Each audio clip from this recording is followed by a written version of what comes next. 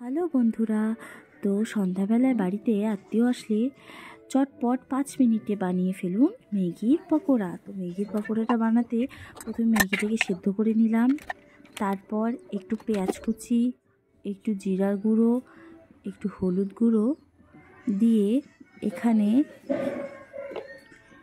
একটু লবণ, একটু লঙ্কা গুঁড়ো, একটু চালের গুঁড়ো না থাকলে কর্নফ্লাওয়ার, আমি এখানে দুটোই ব্যবহার করছি। তো কর্নফ্লাওয়ার না থাকলে শুধুমাত্র চালের গুঁড়ো দিয়েই এটাকে চটকে মেখে গরম তেলের মধ্যে পকোড়া আকারে ছেড়ে এপিট ওপিট করে লাল লাল করে ভেজে 1 কাপ গরম গরম চায়ের সঙ্গে সার্ভ করুন। ছোট বাচ্চারা খাবে জন্য আমি এখানে লঙ্কা কুচি ইউজ করিনি, আপনারা চাইলে করতে পারেন।